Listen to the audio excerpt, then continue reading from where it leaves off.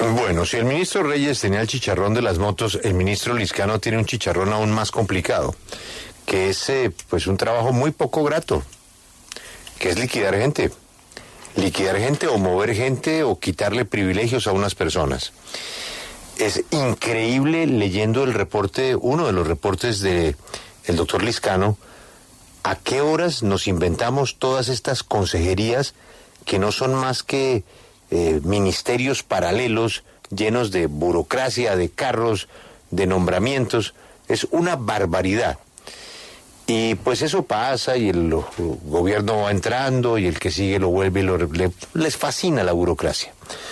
Pues el nuevo director del DAPRE, secretario de la presidencia, secretario general de la presidencia, que debería estar feliz nombrando gente porque ese es el cargo que más le gusta a los políticos, el famoso computador de Palacio. Al contrario, delete, le toca borrar consejerías y cargos. Y la verdad es que es una señal buena de austeridad para el país, en medio de semejante reforma que se viene para el bolsillo de todos los colombianos. La reforma tributaria no afecta a los pobres, no van a gravar a las personas que tienen bajos ingresos, pero al final, pues afecta a todos en la cadena de producción, pues muchos productos van a subir. Así es de que mientras que está pasando una reforma tributaria, hay una señal de que el gobierno sí quiere hacer un recorte, pero no es un recorte menor. Don Mauricio Liscano, bienvenido a la W, buenos días. Buenos días, Julio, buenos días a todos los oyentes y muchas gracias por esas palabras. No, es que tiene usted, sí, como dice Lucas, le tocó bailar con la más fea, que es la de liquidar, cerrar, despedir. Doctor Liscano, el informe suyo dice que el año entrante esto representará un ahorro de cerca de 85.000 millones de pesos. Yo quisiera saber, si usted tiene otro cálculo, ¿cuánto cuesta el nuevo ministerio que van a crear, el de la igualdad? No lo tengo, pero porque digamos apenas se va a presentar al Congreso la próxima semana y se presentará seguramente más como unas facultades al presidente, como siempre ha sido, para que se haga todos los estudios y todos los, qué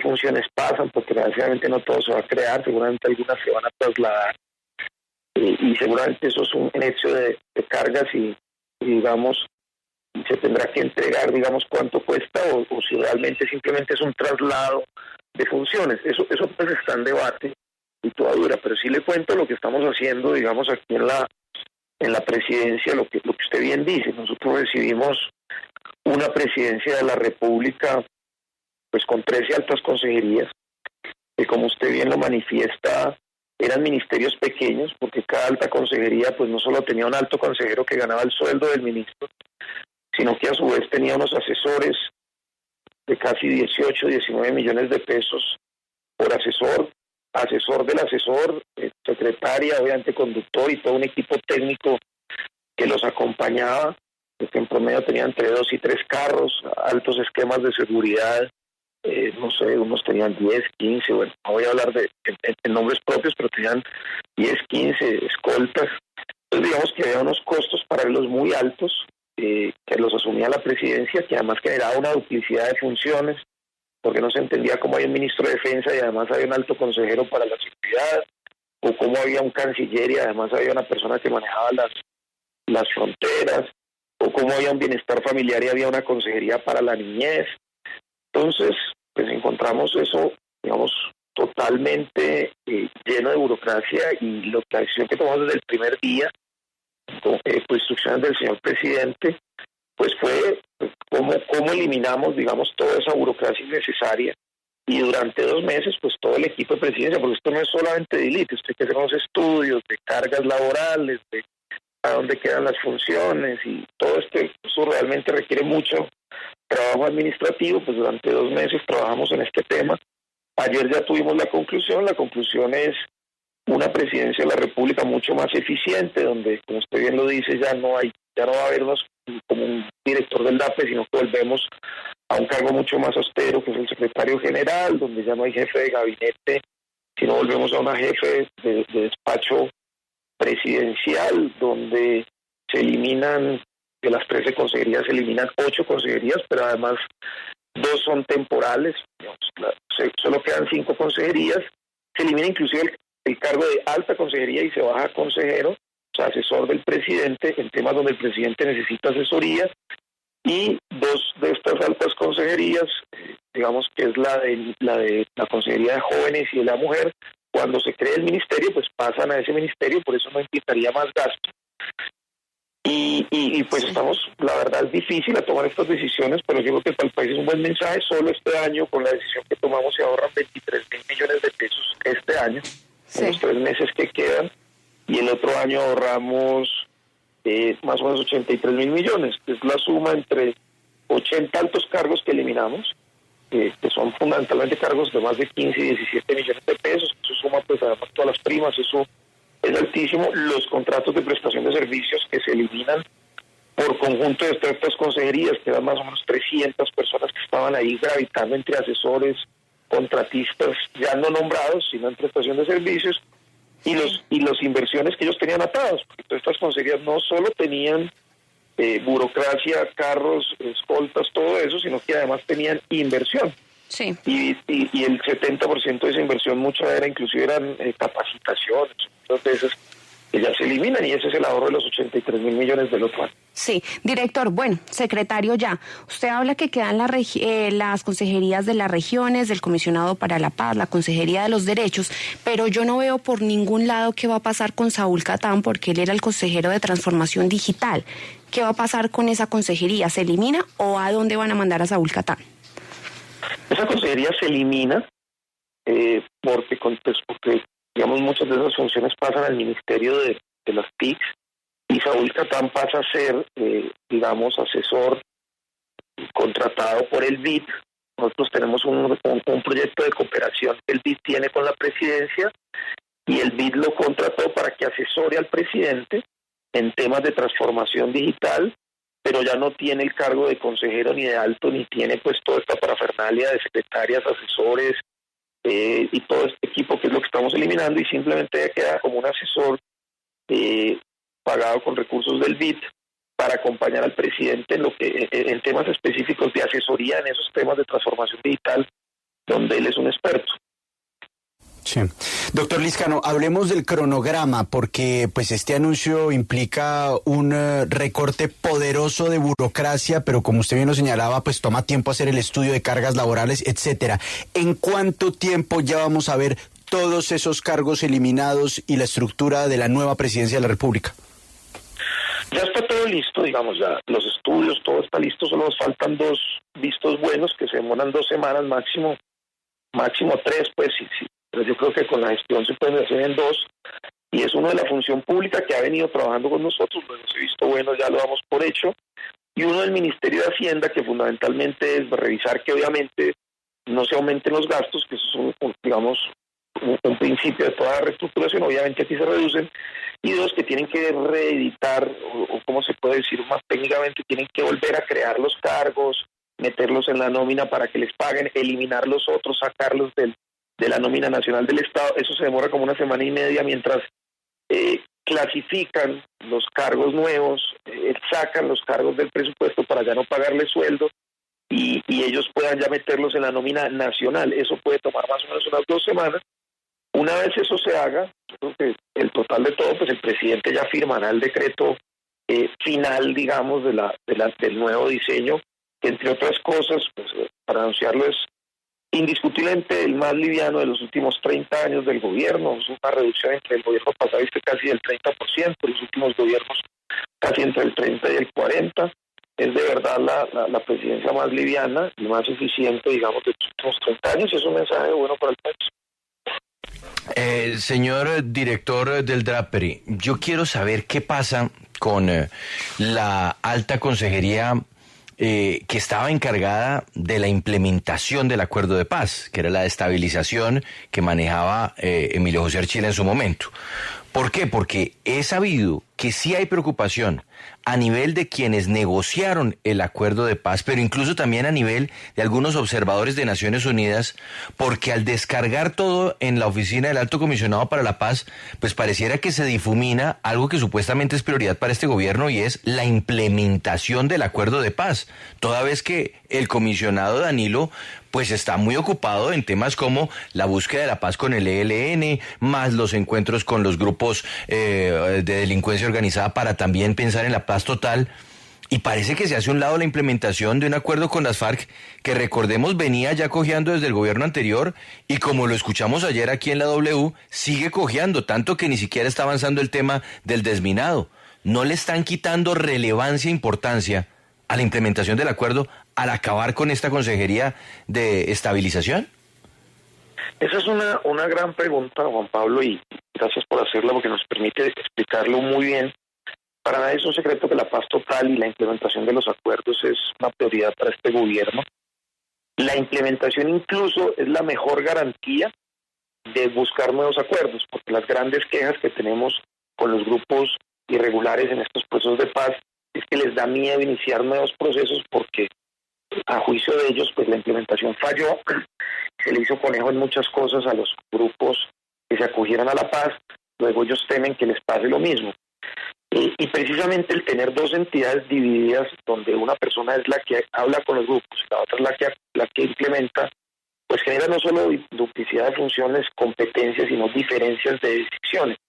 Entonces lo que acordamos es, o la decisión que tomó la presidencia con Danilo y con todo el equipo de gobierno del señor presidente, es que Danilo sea el gran líder que coordine, digamos, toda la política de paz, y que la implementación pase como una especie de subdirección del Alto Comisionado de Paz, que además ya hay una persona que se posesionó el día de ayer, que es Gloria Cuartas, que va a ser la persona encargada de la implementación, pero ya no queda como otra consejería, sino como una subdirección dentro del Alto Comisionado de Paz, para que haya un solo líder de política, un solo responsable, pero claramente hay una persona que va a estar al frente de la estabilización, que es Gloria Cuartas, que ayer se posesionó, y ella va a ser la responsable de todo el tema de implementación y estabilización, pero bajo un solo liderazgo y una sola entidad mucho más robusta y más coordinada, porque lo que vimos de otros gobiernos, inclusive en pasado, era que había como poca comunicación entre los dos, las funciones no se acordaban. Creemos que si hay un solo líder puede haber mayor coordinación, sin dejar que eso es un área que va a continuar y que queda al frente Gloria Cuartas dentro de la misma Alto Comisionado. Pero fíjese que ahí sí le tengo que trasladar la inquietud que tienen los observadores, y es que dicen que un funcionario de segundo nivel, a nivel de una consejería, jamás va a tener la misma interlocución que puede tener un alto consejero con un ministerio o con algún otro director de oficina del orden nacional, porque es que una cosa es que le digan, no, es que está llamando el alto comisionado o el consejero, y otra cosa es que digan, no, es que está llamando la subdirectora o el subdirector, eso no es una realidad que resulte insoslayable, y es que el alcance político y capacidad de gestión que tendrá Gloria Cuartas jamás será el de un consejero, y por ende eso le puede restar velocidad a los procesos en la implementación del acuerdo. No, porque el responsable sigue siendo Danilo, el que tiene que asegurar que se implemente. Por eso, pero Danilo va a estar muy ocupado, doctor Lizcano. Para eso para eso está su equipo y para eso se organiza, pero créame, que lo estudiamos a juicio y a conciencia, y es mejor tener un solo responsable de toda la política de paz, así como hay un solo responsable en la política de transporte y es el ministro de Transporte, y tiene varias entidades, la Aerocivil, la no sé qué, la tal. Lo mismo tiene el de educación, tiene el de salud. Creemos que es mucho más eficiente tener un solo responsable en temas de paz, que obviamente, pues como todo ministro es muy ocupado, pero para eso tiene todo un equipo, entre ellos Gloria Cuartas, la ART, la Agencia de Reintegración, tiene, digamos, la Desminado, él tiene, digamos, toda una institucionalidad, los fondos de paz, que pues está solo, o sea, tiene una batería de personas que lo acompañan en todo el proceso de paz, y él es el que debe coordinar la política desde arriba, y creemos que eso es mucho más eficiente, no solo para lograr nuevos acuerdos, sino también para la implementación. Porque además él es el que hace esos acuerdos, luego sabe qué es lo que se implementa y está todo el tiempo en función de su Sí, director, antes de que se vaya, ¿qué va a pasar con esos cargos que hacen falta por nombrar en superintendencias, por ejemplo, también en la Agencia Nacional de Reincorporación? Porque mucha gente está esperando esos nombramientos para que se tomen medidas, como lo decía ahorita Juan Pablo, incluso también, por ejemplo, en el tema de las minas antipersonal, que no hay un coordinador. No, digamos que todas las semanas se avanza inmensamente. Hay, digamos, un gran concepto, y es que pues el presidente empezó a hacer muchos anuncios en Twitter, entonces pues la gente, si no ve el Twitter del anuncio, pues que no se han ido nombrando, pues semanalmente estamos nombrando entre 10, 15, 20 funcionarios de alto nivel, tanto para la ARN, o sea, la Agencia de Reintegración, como ya se han hecho anuncios en superintendencias, como que se hizo ayer, de ratificar al superintendente de sociedades, como se ratificó al bancario, un gobierno que toma decisiones técnicas independientemente inclusive de su origen, y si vienen del gobierno pasado. Mire usted qué buenos mensajes. Ya esta semana el presidente tomó varias decisiones de muchos otros funcionarios que quedan. Yo creo que se estarán anunciando públicamente, digamos, de aquí al lunes se están llamando a los funcionarios, pues que primero hay que preguntarles si aceptan. Segundo, también además se hace un trabajo, como lo dijo el ministro de Transporte, que lo escuché y tiene razón. Estamos siendo muy cuidadosos con la investigación de los funcionarios. La DNI, la Dirección Nacional de Inteligencia, el presidente les ha dado la instrucción de que una de sus prioridades es la lucha contra la corrupción, y también cada funcionario está pasando por una due diligence, o como un proceso, digamos, de debido proceso, donde la Dirección de Inteligencia verifica pues que no tenga, digamos, ningún problema, más allá de que se busque Procuraduría, Fiscalía, o que no salga en ninguna base de datos. Entonces estamos haciendo todo ese proceso con cada funcionario que entra, por eso se ha demorado un poquito más, para evitar ruidos como el del Aerocivil, que está en este momento pasando por ese proceso de la Dirección Nacional de Inteligencia.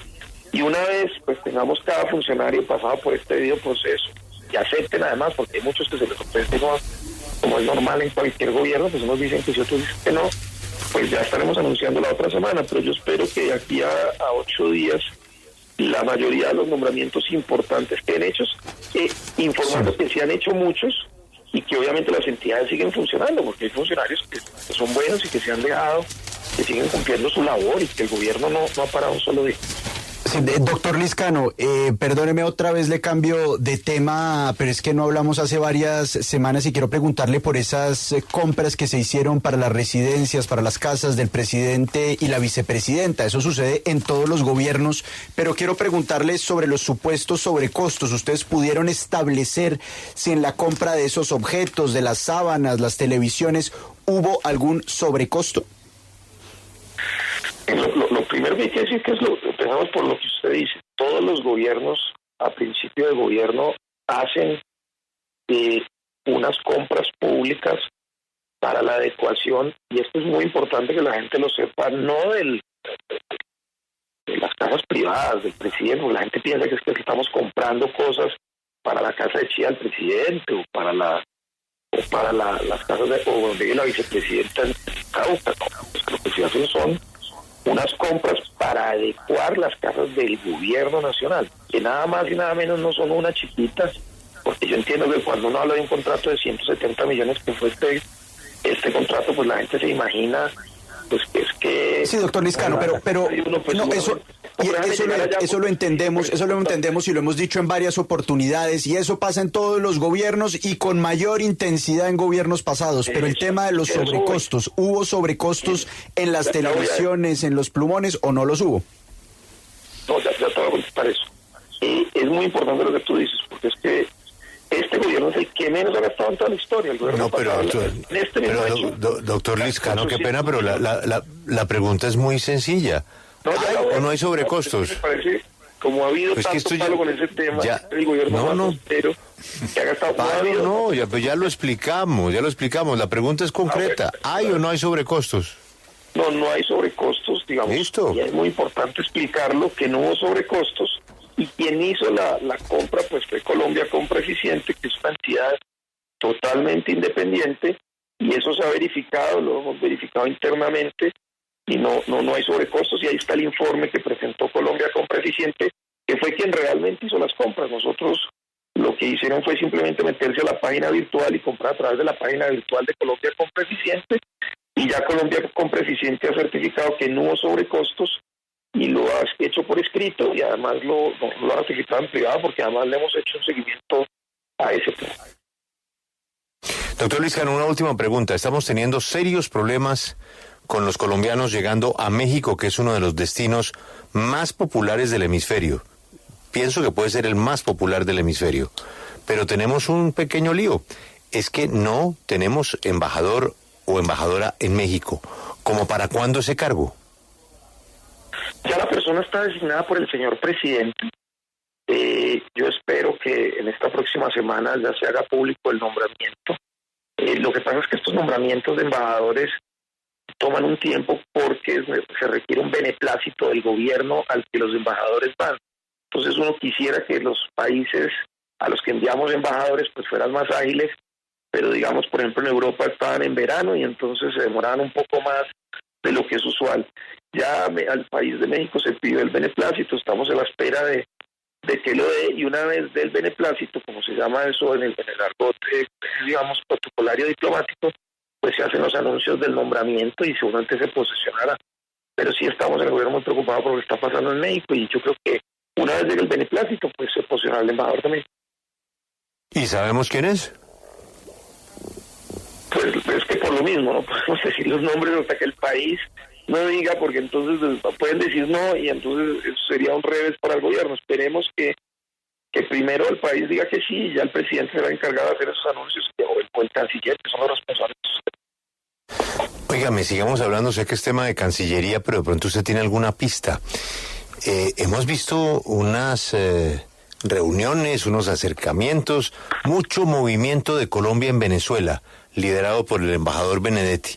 Pero hace poco ya vimos la casa a full, la casa con una recepción, con empresarios, el piano, una mesa grandísima, por supuesto mucho entusiasmo por el restablecimiento de las relaciones, no solamente a nivel diplomático, consular, sino lo que más importa, comercial.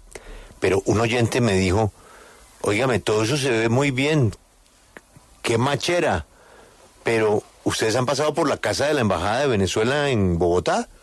¿O han llamado al consulado en Colombia?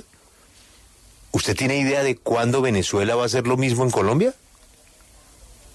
No lo tengo. Lo que sí estoy informado, lo que la información nos llega es que durante los últimos 4 años hubo relaciones, hubo saqueos de esas casas perdieron, digamos, el control del gobierno, digamos, de Maduro, y entraron como supuestamente el control de Guaidó, pero pues ellos no tenían los recursos o no tenían la supervisión de eso, entonces eso fue saqueado, destruido, y es una función pues del gobierno de Venezuela arreglar los consulados y las casas acá. Me imagino, ojalá lo puedan hacer lo más pronto posible. Le tocará el tema al canciller pues para que lo manejen los canales diplomáticos dentro del respeto pues de los otros países, pero me imagino que eso será un nuevo resultado de la apertura de las relaciones con Venezuela, y es que los venezolanos en Colombia puedan tener atención del consulado con muchas cosas que suceden, así como los colombianos que durante 4 años pues no tuvieron atención de los consulados y que hoy pues ya también la están empezando a tener, y eso es un gran plus no solo en derechos humanos sino también comerciales para nuestro país. Y para los venezolanos que necesitan pues todas sus actividades, sus cédulas, sus pasaportes, que necesitan autenticar y volver a reconectarse consularmente con su país, y por supuesto los empresarios que tienen muchas preguntas, pues quieren ir a la embajada, debe haber un delegado comercial, saber cómo están funcionando las cosas ahora, pero yo le entiendo que esto ya no es tema de Colombia, sino es tema de Venezuela. En lo de Colombia, en Venezuela, pues vimos la foto de una recepción como en los viejos tiempos, lo cual nos alegra muchísimo. Don Mauricio, muchas gracias por las buenas noticias de la austeridad y esperamos que tenga un resto de jueves muy contento. Muchas gracias, un abrazo.